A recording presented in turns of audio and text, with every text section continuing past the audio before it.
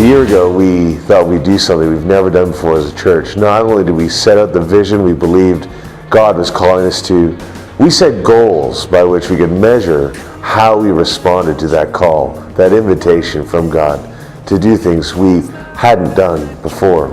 And it's time to have a look and see how we've done.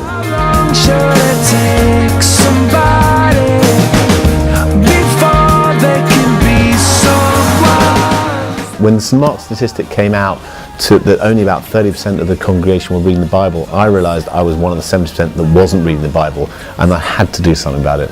I didn't think I was growing, I was relying on the sermons, and then I was introduced to this Bible. My wife got it for me. It's the cover-to-cover chronological Bible, and this is the Bible to read. I would recommend it to absolutely anyone.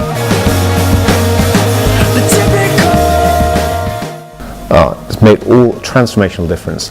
Before I had this Bible and before I started this Bible in a year, I realised I was building my foundations on sand. It was simple as that.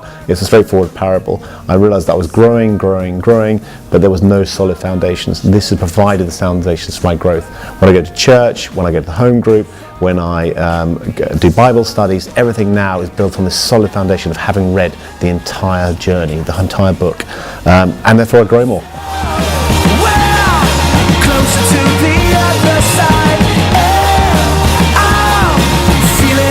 So our Connect group wanted to get involved in some community projects. We got in contact with Dan Burrows, and he put us in contact with two people on the Peabody Estates. One was a gardening job, and one opportunity was to get involved with some DIY projects, just some basic jobs that really needed doing, and made a real impact into someone's life. And something we reflected on was just how important it is to spend time with people, not just to help them in a practical way, but also just to spend time getting to know them and talking to them, and spending an afternoon helping our community.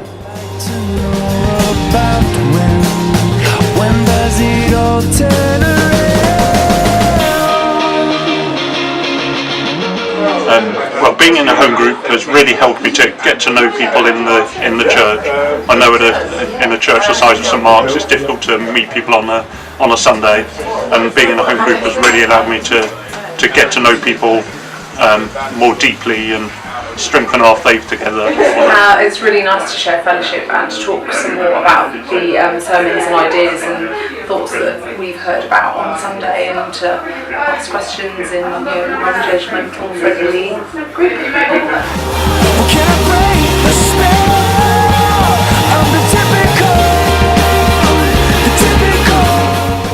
I joined Night Pastors to get more involved at St. Mark's in a community way.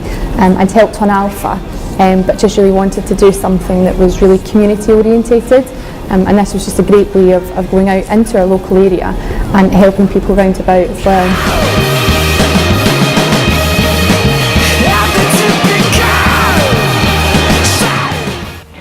I'm really excited about the St. Mark's Schoolhouse project because I think at the moment the schoolhouse makes St. Mark's as a church and community look very dead. I've always felt that living locally.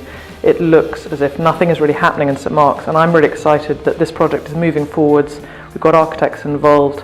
We're looking at ideas of bringing the community in more and us getting out into the community more, and it will look and make St. Mark's look alive. People will realise that God is operating here, that we're living, breathing church, and people will want to investigate, find out, come into St. Mark's, and it will be easier for us to also get out into the community.